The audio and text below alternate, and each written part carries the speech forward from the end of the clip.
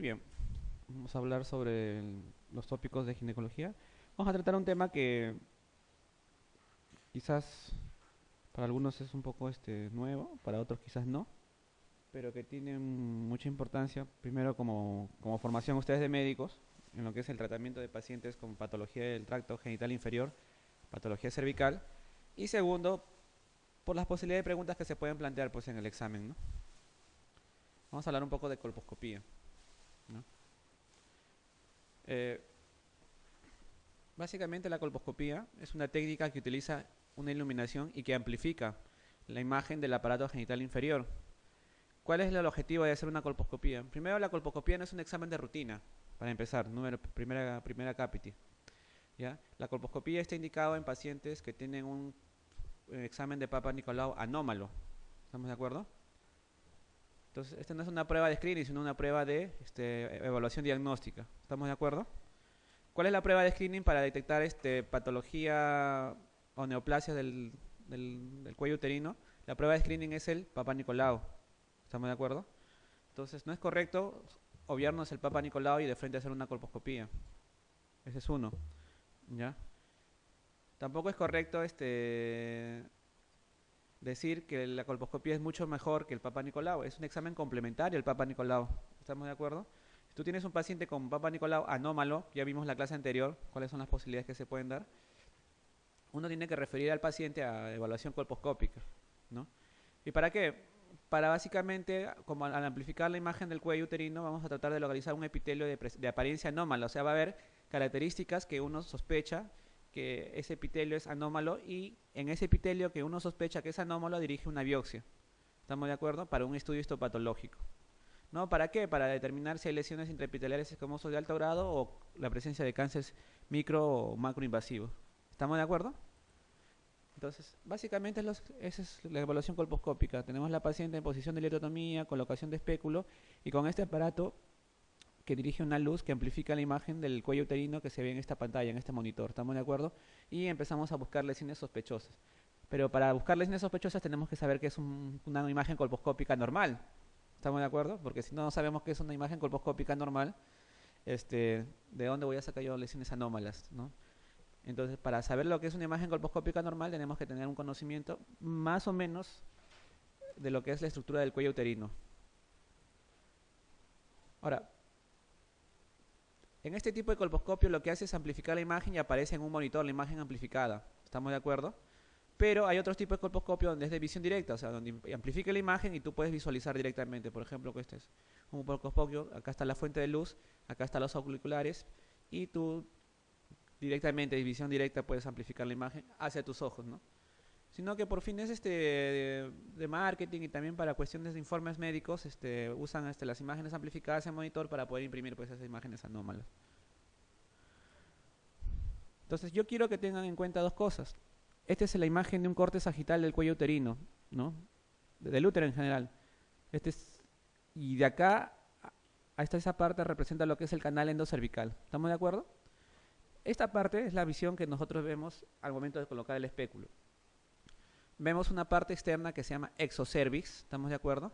Y una parte interna hacia el canal endocervical interno que se llama endocervix. Ahora, ¿hay diferencias histológicas? Claro que hay diferencias histológicas. El exocervix vendría a ser un epitelio poliestratificado, cilíndrico. ¿Estamos de acuerdo? En cambio, el endocervix es una monocapa de tejido de epitelio glandular. ¿Estamos de acuerdo? Ahora, existe una unión entre el endocervix y el exocervix, claro, y eso se llama la unión escamocolumnar. ¿Estamos de acuerdo? ¿Les quedó claro? Perfecto. Se llama la unión escamocolumnar, ¿no? Entre esta parte que es el exocervix y esta parte interna que es el endocervix. ¿Vamos de acuerdo? Hasta ahí nos vamos buscando. Y la unión se llama unión escamocolumnar. Ahora, hay una paciente que no ha tenido, una paciente que entra a la pubertad tiene una unión escamocolumnar original. Por diferentes condiciones como el uso de anticonceptivos, los partos, la actividad sexual, la actividad hormonal, ¿no? El cambio de una etapa de la pubertad a la etapa de la juventud, ¿me dejo entender? Va a haber una transformación de ese epitelio exocervical, se va pavimentando, se va transformando ese epitelio endocervical en un epitelio exocervical y se va a crear una nueva unión escamocolumnar. ¿Estamos de acuerdo? Una unión nueva escamocolumnar. Veamos. Cuando se crea una nueva unión escamocolumnar entre la original y la entre la unión escamocolumnar original y la nueva unión escamocolumnar, eso se va a llamar zona de transformación. ¿Y por qué es importante la zona de transformación? Porque ahí se inicia las neoplasias intraepiteliales o las lesiones intraepiteliales escamosas de bajo y alto grado. ¿Me dejo entender? Entonces, ¿cuál es la diferencia entre un Papa Nicolau y una biopsia? Es que el Papa Nicolau es un examen citológico. ¿Y cuál es el fundamento del examen del Papa Nicolau? Que las capas más profundas, ¿no?, de la unión escama-columnar se van a ir esfacelando hacia la parte más superficial y se van descamando. Y lo que hace es con el cepillito tratar de captarlas, esas células que se van descamando, y pasarlas en una lámina y colorearlas y estudiar el microscopio. Es un examen citológico, evalúa células nada más. ¿Estamos de acuerdo? Perfecto. Y ahí tratar más o menos de captar algunas células anormales. ¿Estamos de acuerdo? Muy bien. En cambio, el estudio histopatológico es de esa zona de transformación o zona de unión escamocolumnar. Yo veo una lesión sospechosa, tomo un tejido completo y va a dar esta imagen, el tejido, no la célula, sino el tejido prácticamente en su estructura, en su epitelio acá y su estructura estromal, ¿no? Básicamente. Muy bien, entonces vamos al grano. Esta es la imagen de una colposcopía normal. Ese es un cuello de una mujer que está en fase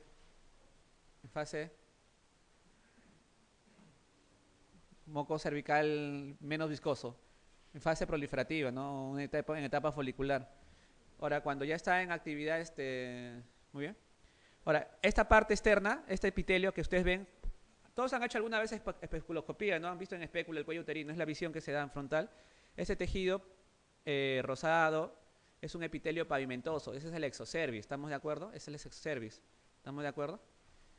Y este tejido un poco rojizo viene a ser el endocervix, ¿estamos de acuerdo?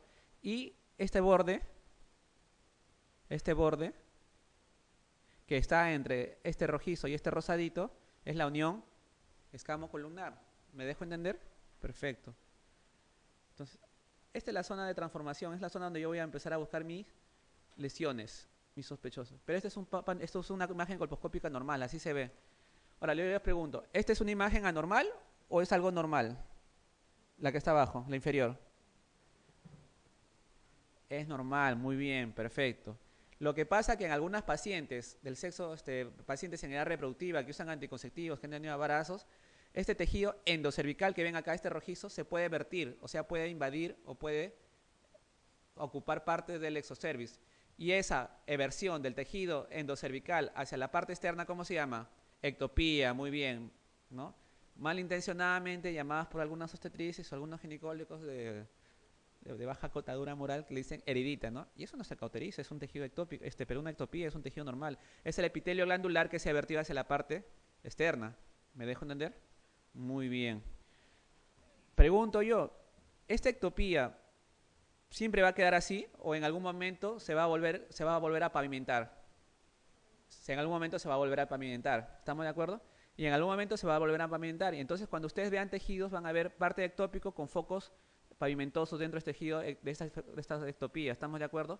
Y esa pavimentación de un tejido, de un ectópico, por tejido pavimentoso, por un tejido poliestratificado, o sea, lo que te completa el exocervix, ¿cómo se llama esa transformación de tejido? Metaplasia. ¿Entiendes? Metaplasia.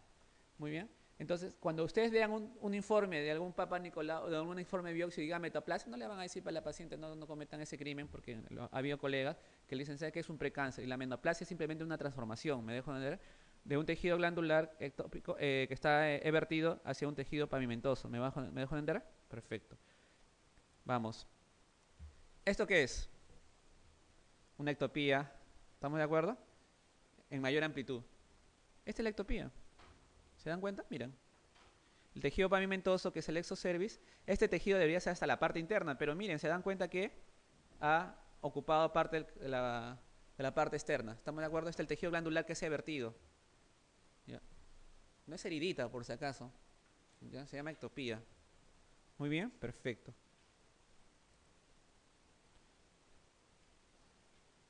En cambio acá no hay ectopía, es una paciente con un tejido pavimentoso, el tejido endocervical se va hacia la parte interna, no se lo llegan a ver este color rojizo, pero que se va hacia el túnel, Y esta línea que separa la parte rosadita de ese rojizo, que es la unión escamo-columnar. ¿Estamos de acuerdo? Eso es lo que yo tengo que observar.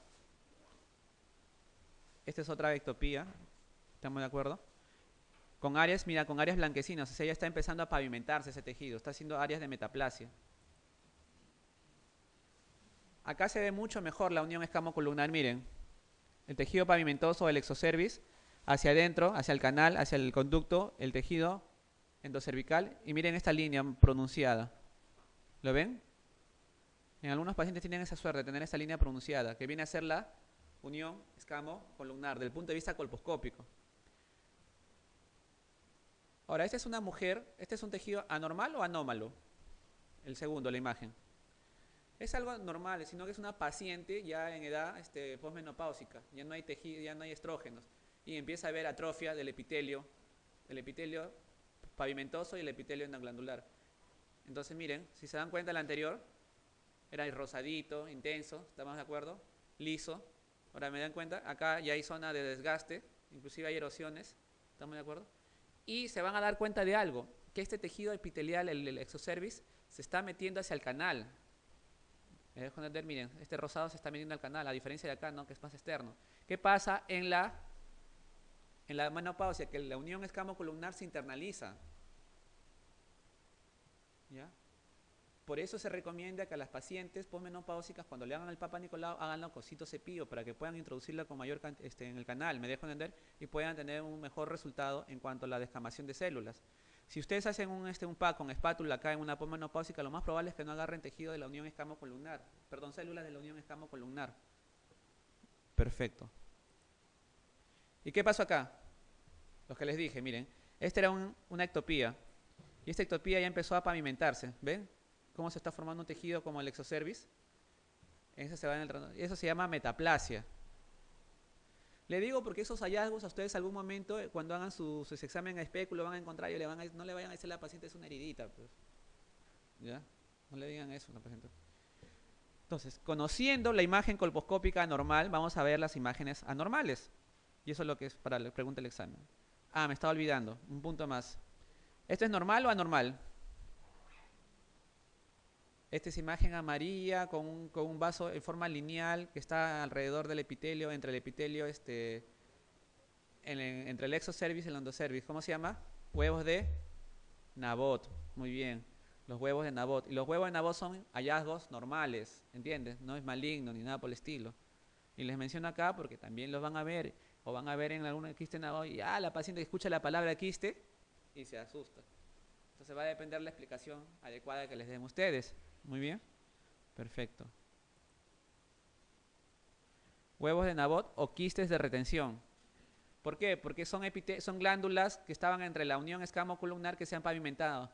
Las glándulas, al eliminar su contenido, como ya están pavimentados, forman estas imágenes dilatadas con contenido que se llaman los huevos de Nabot, quistes de retención.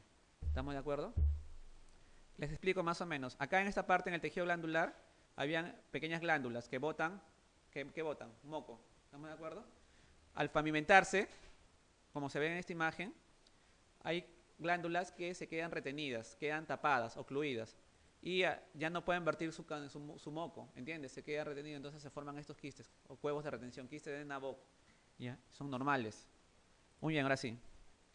Sabiendo ya las imágenes normales, vamos a lo anormal. Primer hallazgo colposcópico anormal. ¿Qué característica tiene este epitelio con respecto al de acá? Acuérdense, colposcopía es ubicación, es color. ¿Se dan cuenta que es un epitelio qué color? Blanco, muy bien, blanco. ¿Ya? Epitelio blanco. En realidad es un artificio que se ha utilizado. Es una paciente que no tenía esta imagen, se le echó una solución de ácido acético y parte del tejido ha captado ese ácido acético y se coloreó de blanco. ¿Se dan cuenta? Y acá es más extenso, acá es pequeño y acá es más extenso. Pero no significa que porque sea más extenso es más grave. No interesa la extensión, lo que interesa es el tipo histológico. Al momento de que yo voy a tomar la biopsia y me dicen qué variedad de tipo histológico es. Yo puedo tener uno pequeño, pero me dicen que uso un LIE de alto grado, a que yo tenga un extenso y me dicen un LIE de bajo grado. Es totalmente distinto. ¿Comprenden? Muy bien. Entonces la primera imagen colposcópica que van a encontrar anómala es el epitelio aceto blanco. ¿Ya? Y se utiliza el ácido acético, básicamente. Muy bien. Ahora miren este epitelio cómo se mete hacia el canal endocervical. Cuando más se acerca al canal, es más posibilidad de patología. Cuando más externo está el epitelio, es posibilidad de que sea patología menos maligna. ¿Me dejo entender? Perfecto. Concepto número 1. 2. Pero este hallazgo, este epitelio aceto blanco, es anómalo. Yo no le he dicho que es sinónimo de malignidad, he dicho que es anómalo, no es normal, tiene que requerir una biopsia. ¿Me dejo entender? Entonces el colposcopista toma, ve esta imagen, lo primero que tiene que es dirigir con su pincita y sacar una muestra de este tejido. ¿Me dejo entender? Y mandar al estudio histopatológico. Ok. Epitelio aceto blanco. Segundo, imagen anormal. Van a ver imágenes en puntitos. Y eso se llama puntillado. Miren, acá ven un epitelio blanco acá también. Y en esta parte ven a ver como unos puntitos rojos, ¿no? Ese se llama puntillado, que puede ser tenue o intenso. Cuando es tenue, es menos probabilidad de que sea una lesión de mayor envergadura. Cuando es más intenso, la probabilidad de una lesión de mayor envergadura es mucho mayor. ¿Estamos de acuerdo? Valga la redundancia. Como en este de acá, por ejemplo, ¿ven? Como puntitos. Entonces, segunda imagen anómala es el puntillado. Perfecto. Ahora, miren esta lesión, es un epitelio blanco, pero se forman como una especie de baldosas de mayólicas sobrelevadas con calles, como quien dice. ¿Estamos de acuerdo? Acá es más intenso y acá es más tenue. Pero los dos tienen ese aspecto. ¿Y cómo se llama esa lesión? Mosaico. ¿Entiendes? Tercera imagen anómala es el mosaico.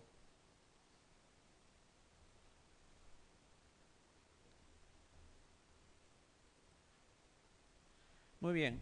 Lo otro que tenemos que observar en una colposcopía son los vasos. ¿Ya? Entonces me remito a la imagen del quiste de recesión. Miren este vaso, es un vaso lineal, delgado, con un inicio y con un final. Son vasos típicos, son vasos normales, son características normales. Pero vamos a la otra imagen que vamos a ver. Son vasos gruesos, ¿no? En forma irregular, arborescente. Acá también en forma irregular, acá en espericuelas. Acá miren, más intenso el vaso, que tiene una entrada, tiene una salida y no se sabe y se pierde. Y acá en forma gusanada, ¿estamos de acuerdo? Son vasos atípicos. ¿Me dejo entender? Son vasos atípicos. Esa es la cuarta imagen anómala que tengo que buscar, vasos atípicos. Entonces, teniendo ya mi concepto de colposcopía normal, teniendo mis imágenes que pueden ser normales y teniendo mis imágenes que son anormales, yo dirijo mi biopsia. Y con mi resultado de biopsia, hago un diagnóstico. ¿Me dejo entender? Entonces, conclusión, antes de terminar esta parte de colposcopía, a grosso modo, conclusión, el PAC no es diagnóstico, es de cribaje, es de screening. ¿Estamos de acuerdo? Todo paciente que tiene PAP anormal, excepto que sea adolescente, que sea gestante, o que sea anciana en una lesión intraepitelial de bajo grado, se puede observar ese tipo, ya hemos visto en la vez pasada, si es de bajo grado. Si es de alto grado, cualquiera condición que sea la paciente, así sea gestante, tiene que pasar por colposcopía. La colposcopía no está contraindicada en la gestación, por si acaso, ¿ya? Segundo, la biopsia tampoco está contraindicada en la gestación. ¿Sabe lo que está contraindicado en la gestación? Es el legrado endocervical. ¿A qué me refiero? Vamos a lo siguiente. Yo tomo con una pinza un pedazo de tejido. Eso no está contraindicado.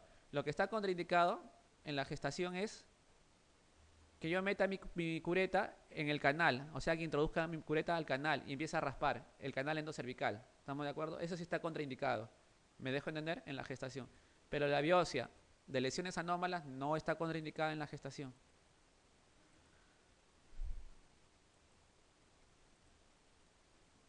Entonces, vamos. Si yo tengo una paciente, entonces para recordar, si yo tengo una paciente con un LIE de bajo grado que es adolescente, no le hago colposcopía, lo que le hago es observación al año, ¿estamos de acuerdo?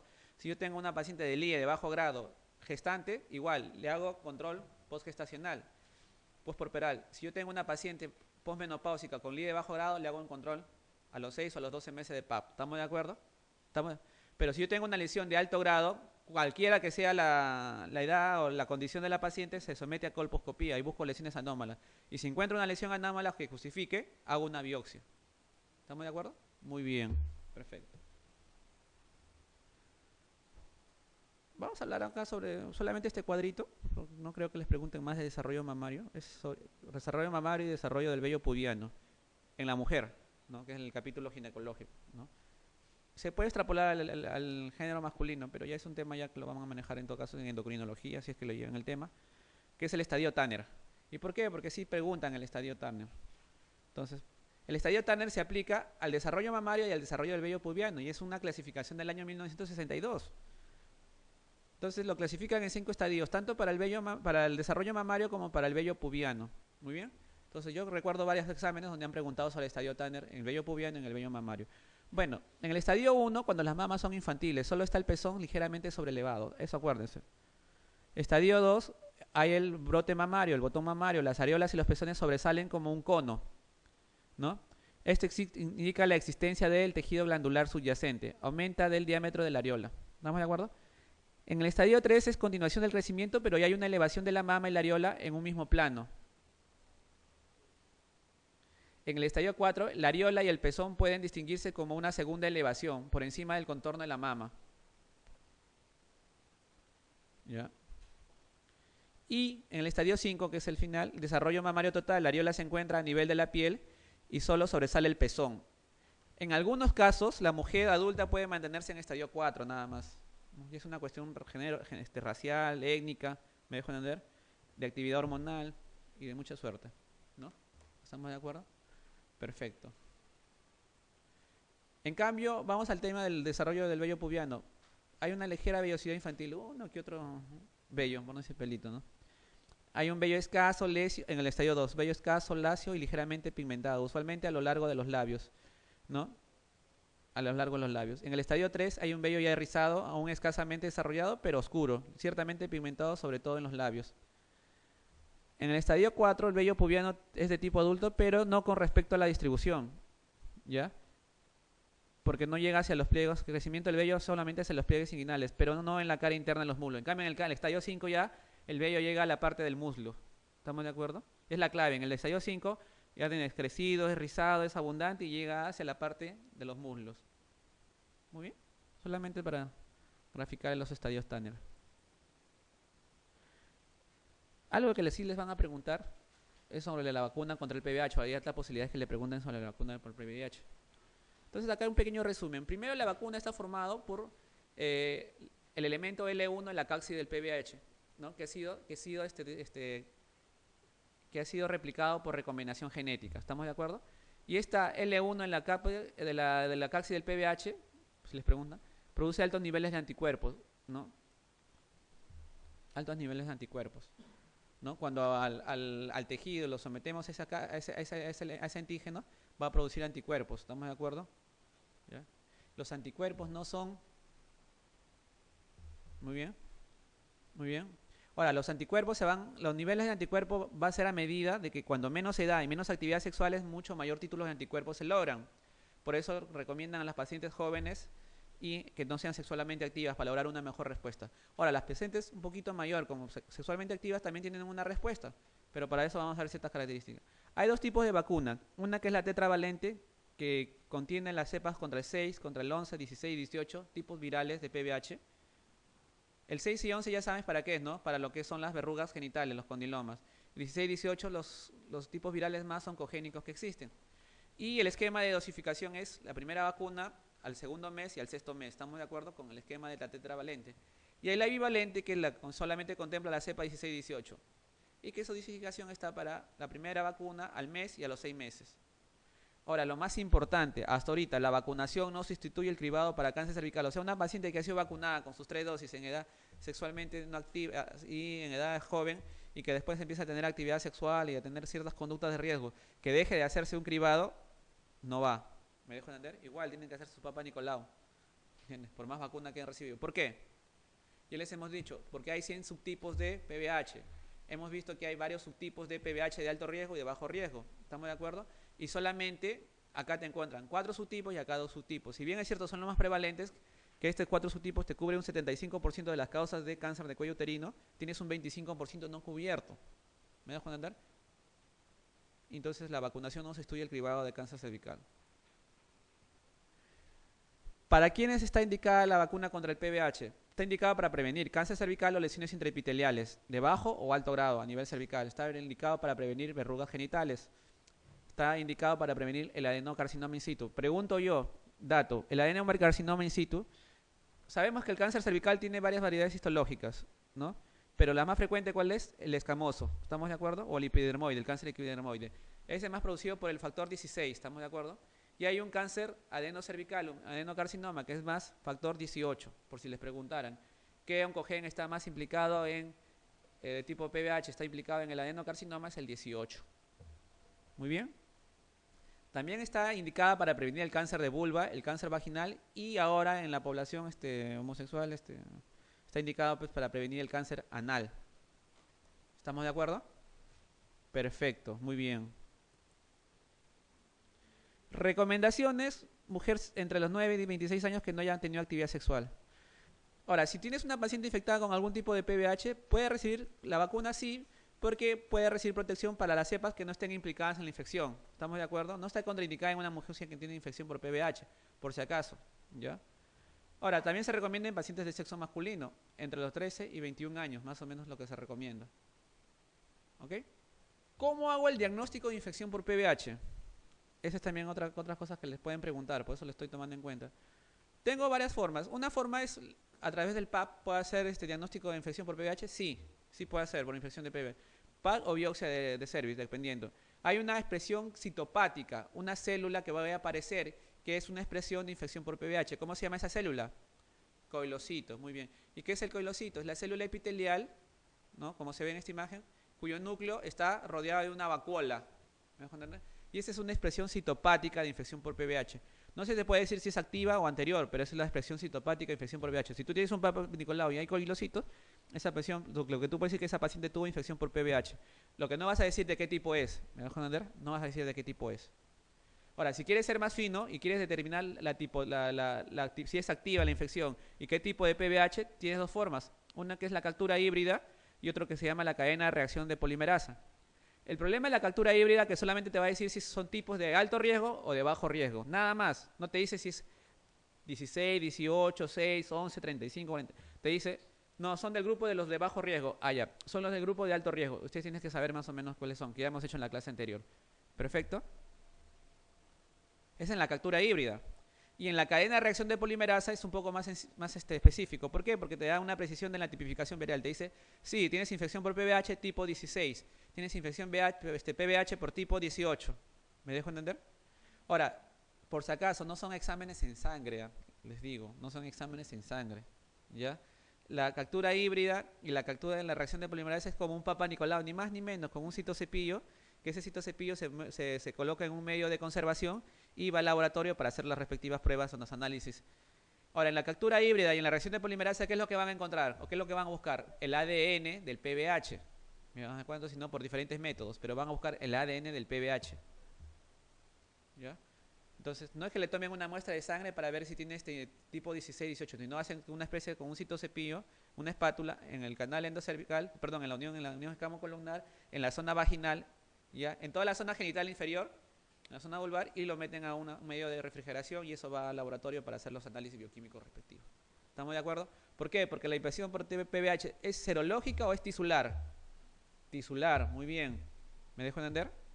Por lo mismo que es tisular, no existe tratamiento sistémico o existe algún tratamiento para destruir el PBH por vía endovenosa o por tableta. Para nada. ¿Estamos de acuerdo? Perfecto. Muy bien.